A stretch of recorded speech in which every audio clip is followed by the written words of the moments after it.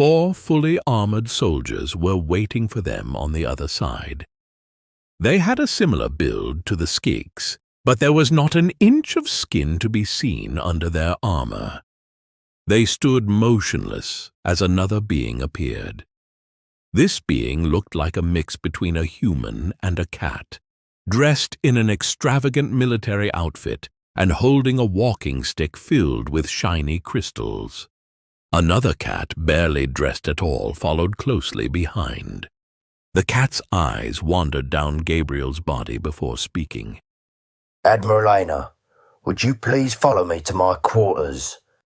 Aina began walking, and Gabriel followed one step behind her, trying to look as dangerous as possible. He was accustomed to the empty hallways of the Spike, but the hallways of the mercenary ship were crowded with boxes and other less dressed-up cats, who stopped and stared after them as they passed. It took them about 15 minutes to reach a large purple door with guards on either side. The doors swung open, and they entered the room. In the center of the room was a large holographic map, or at least that's what Gabriel thought it was, and the walls were adorned with exotic weapons. Aina approached the map and pulled up a picture of a large, round building hovering in space. "This is the target, a stern level gate."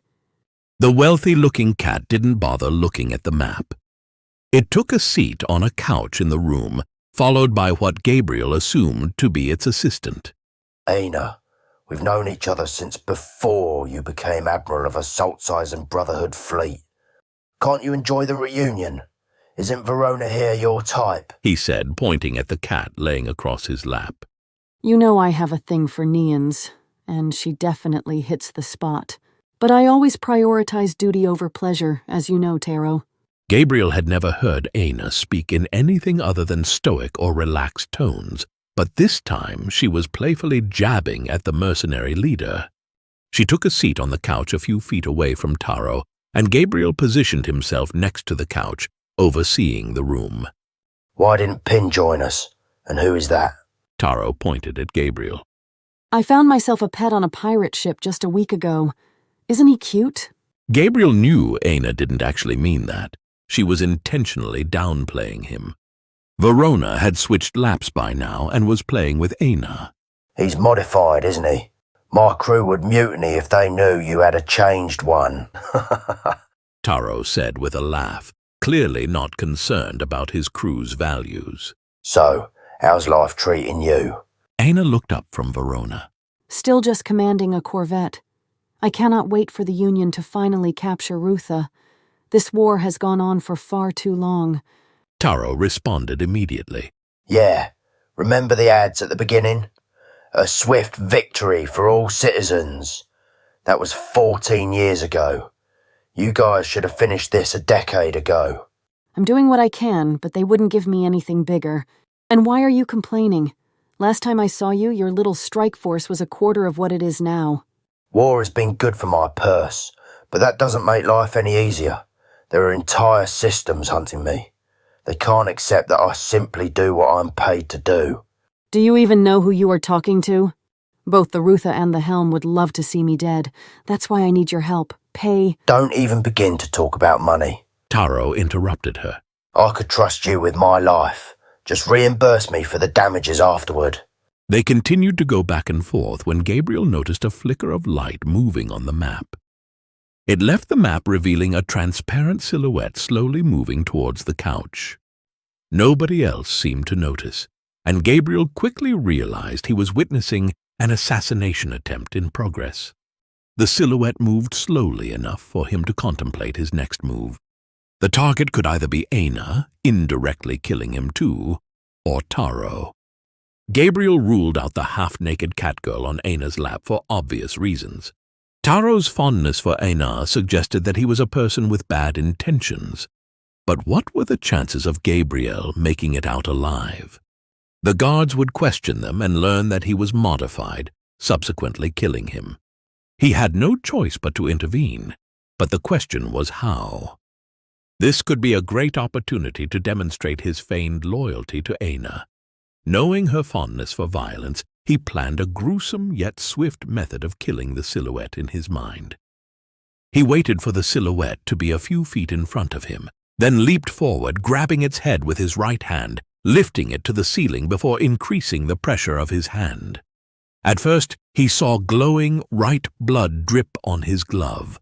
The flow increased in size as he increased the pressure, creating tiny rivers of blood streaming down his armor until the head finally exploded, covering him in red droplets. After the body hit the ground, he snapped back into reality.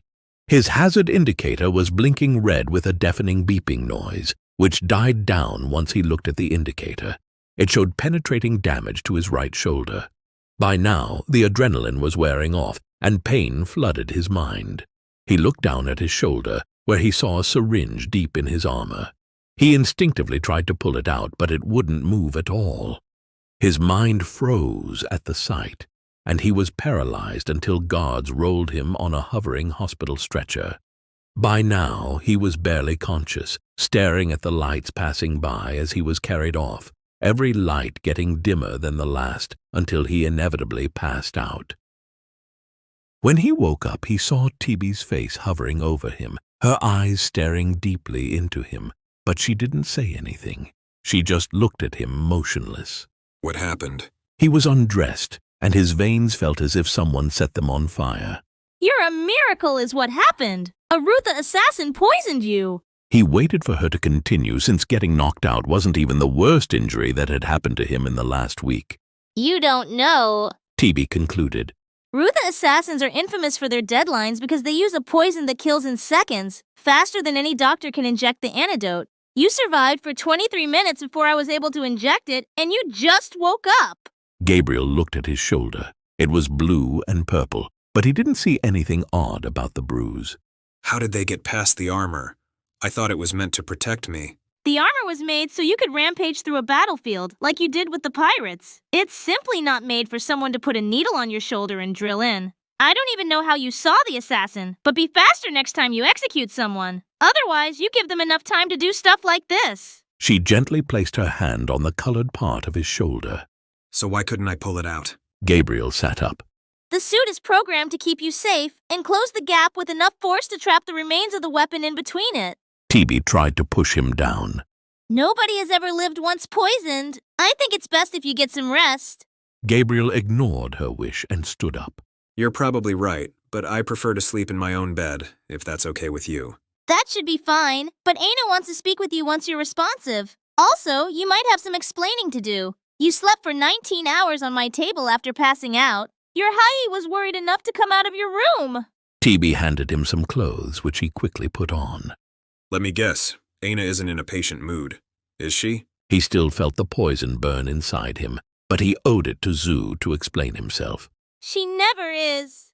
Tibi put her arm over his shoulder and helped him walk, which wasn't much help since he was 2 feet taller, but he appreciated the gesture. They reached the bridge to see that Aina was operating a screen before she turned to him. You lived. It is time to get you back up to speed. What you just witnessed was one of Taro's captains smuggling an assassin on board and trying to coup Taro. Pin and Chip are currently on the big boy to help him cull his crew.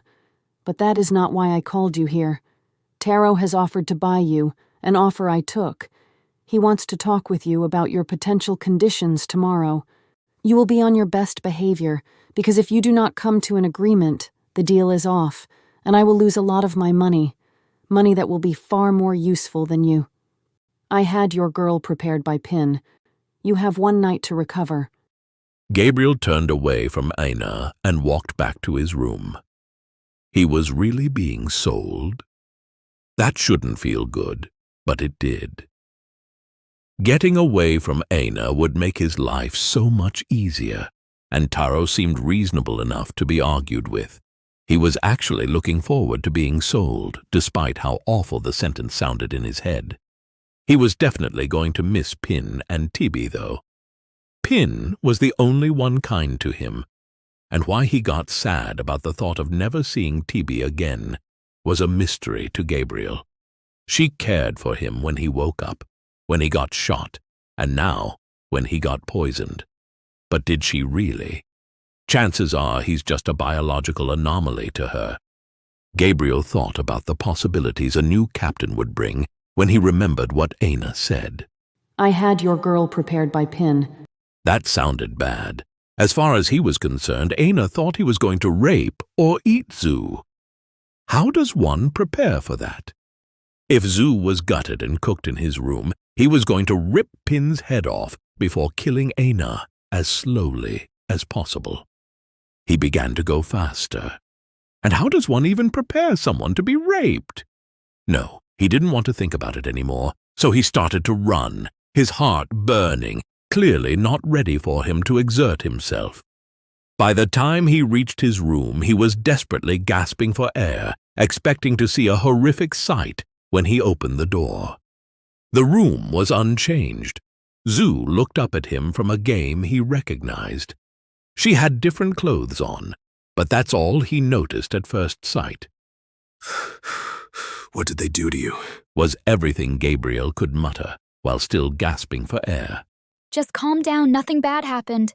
Zhu quickly stood up and helped him on the bed. Pin came into the room, hands full of tools, but when he saw me, he left. When he returned, he brought new clothes. He told me that he was to prepare me, and I told him about the games we played. He brought Chip. It turns out this is all she played when the Salsizen owned her. Gabriel's pulse was slowing down as Zhu excitedly continued. I gotta say, Chip's a real bitch, but she's good. Super good at tarot. Beat me a dozen times in a few moves until she got bored, and then she taught me opening principles. What about Pin? Gabriel was almost fine again. He stood in the corner and watched us. Creepy guy, right? I got good enough to actually hold my ground against Chip. By the way, I'll stomp you now, so be ready to learn. Can you imagine how much fun the game is when I'm not an idiot who just does whatever? Sadly, we couldn't play much. They both got called away for some reason, but Chip left me with a few puzzles to occupy me. Look. He stood up and walked to the game, only to find a position that was impossible to reach in a normal game. Why would you think about this? There's no chance you'd ever get this position in a game. He was still exhausted from running and the poison, but not saying anything would be weird. It's not about the position, it's about the pat. She froze up mid-sentence and her demeanor shifted to concern. What happened to you? He knew that she had finally noticed the marks the poison left on him. Some Rutha assassin thought the world would be better without Aina or Taro, and I stepped in. What world? Zhu was scared and confused now. Any world, it's an expression. Don't worry. Tibby said it wouldn't leave permanent damage. And what happened to the assassin? Got killed. Taro was so awed by me saving his life that he offered to buy me. He couldn't find it in his heart to tell her that he had killed the assassin. Are you going to leave me? He saw Zhu's jaw shiver. Never. He asked me to talk about conditions tomorrow, and I won't accept the deal unless you're able to follow me. Zhu jumped over the table, tackling him down with a big hug. Thank you so much! Ugh! Gabriel groaned, not because of her weight, but because his body wasn't ready to take any hit at all. She climbed off him, staring at him with her head tilted to the side. Neither of them knew how to appropriately respond to what had just happened. Gabriel took a deep breath before ending the moment. It's late. We better get to bed. Gabriel was woken up in the middle of the night by Tibby standing over him and shaking him awake. He whispered, What do you want? I have a favor to ask. She took a step back. Would you please follow me? I don't want to wake up Sue. He sneaked out of his bed and followed Tibby to her office. She sat down in her armchair and waited for him to get comfortable on the padded table.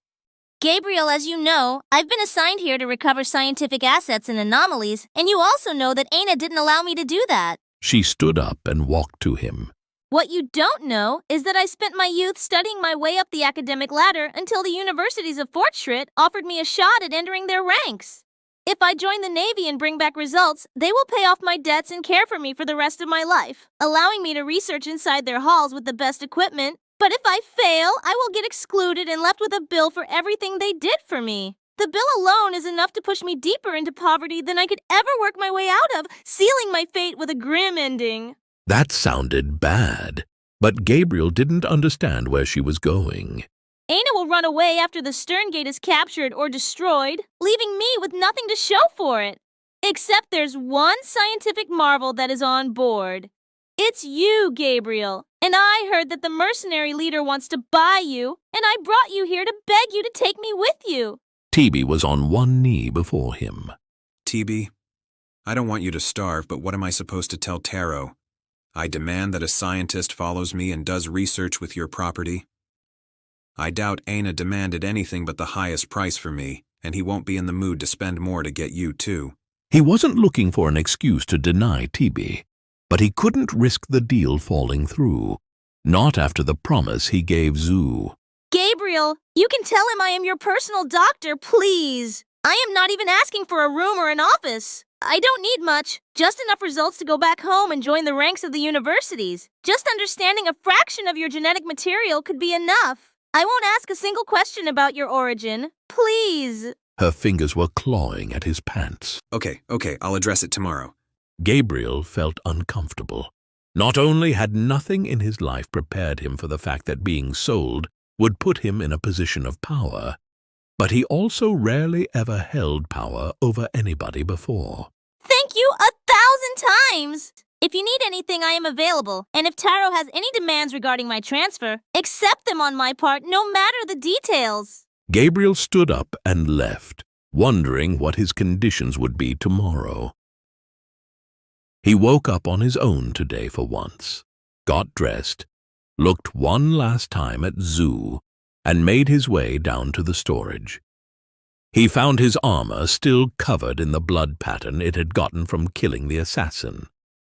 Chip was probably still on Taro's cruiser, so nobody was able to perform maintenance on it.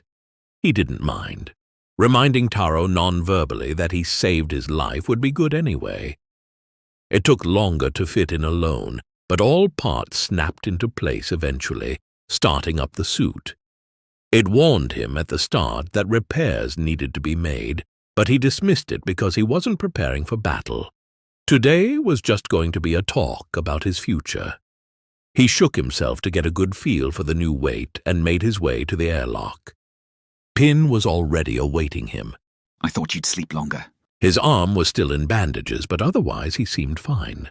The nervousness makes sleeping hard but waking up easy. When will Taro be ready to meet me? Gabriel didn't know how long culling a crew takes, but he assumed that it took longer than a day. He is waiting. Pin stepped into the airlock and signaled Gabriel to follow him. I wasn't told about the meeting time. How late am I? Gabriel's hands started sweating.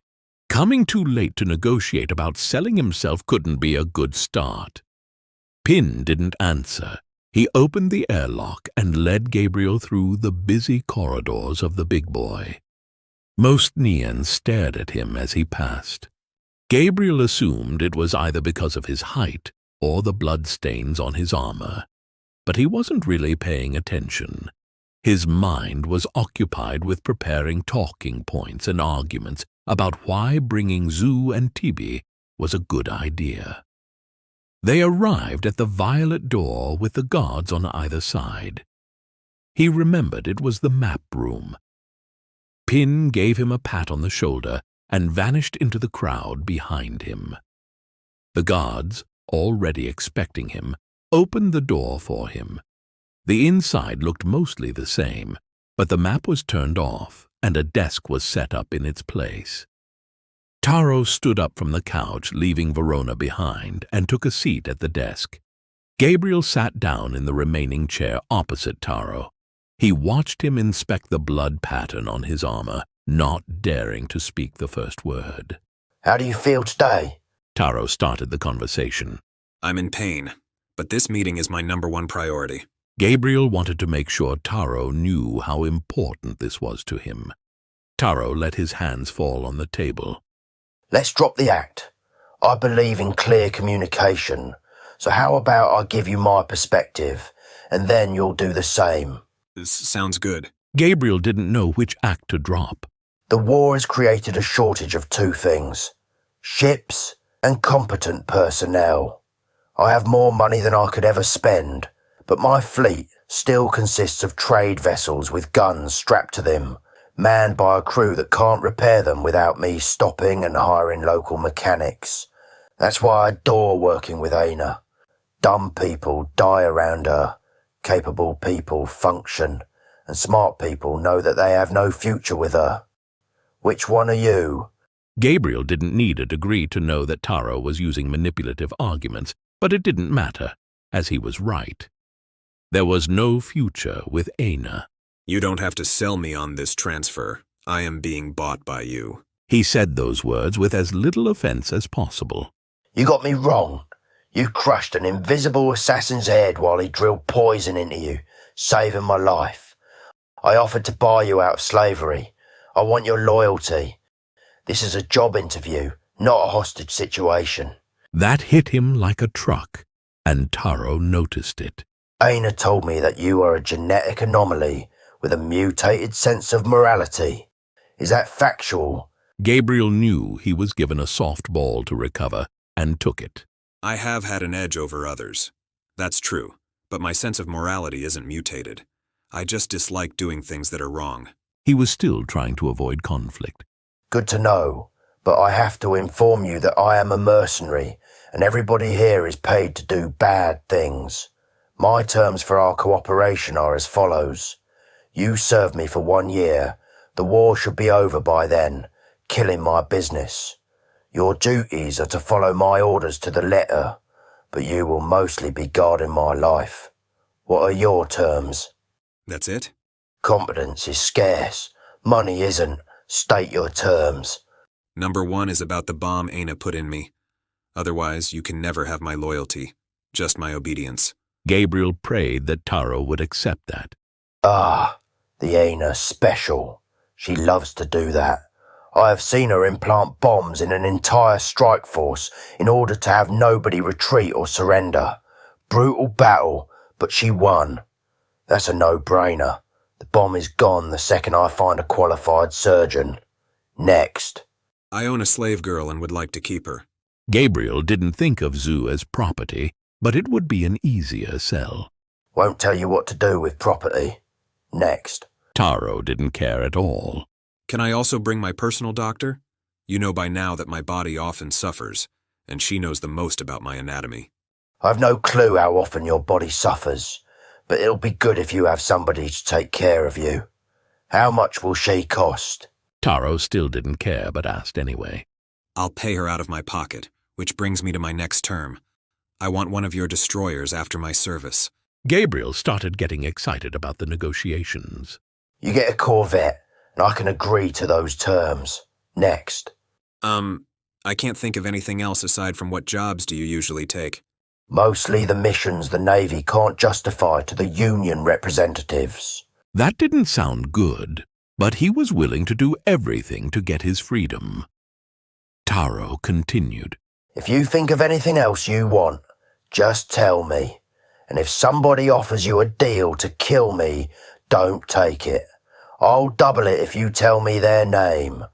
Time to get to the last part of our little job interview. Taro pressed a button on the desk. The door swung open, and a tied-up body was tossed before Gabriel's feet. She let the assassin on board. Prove your loyalty and kill her. The Neon before him had a helmet over her head, covering her entire skull without looking protective. Her body was already beaten and bloody, but she was still fighting against the ropes. Was killing a defenseless being wrong if he did it to improve his own life and save Zoo? It wasn't wrong. He had to do what he had to do. She's wearing an isolation helmet if you're wondering. Taro's voice didn't change compared to how they talked before. Gabriel didn't answer. He stood up from his seat and slowly walked to the body, his hands starting to shake. Crushing her head very fast should be the most merciful. Why did the thought of killing turn his stomach? Wasn't this supposed to be the easy part? He kneeled down before her head and wrapped his hand around the helmet, ready to prove himself when a noise interrupted him. It was the Neon.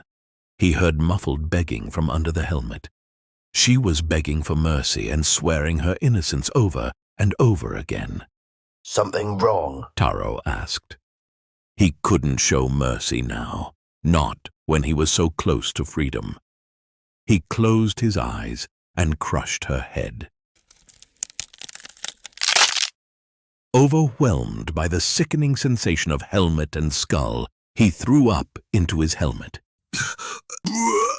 As he raised his hands to take it off, he noticed the surface level sinking. The helmet had a built-in pump to clear his face. Not wanting to show weakness, he lowered his arms and faced Taro. When do I start? He couldn't bring himself to say anything more. The smell and taste of vomit simply numbing his mind. Once the gate is destroyed, you can go now. Taro turned away and went back to Verona. Gabriel, occupied by what he had done, walked silently away. But before he could leave the room, Taro shouted one last thing. Welcome to the crew. A guard signaled him to follow, and so he did. The feeling of having crushed the Neon's head wouldn't leave his hands, and her screams echoed in his head every time he stopped thinking. He was disgusted with himself.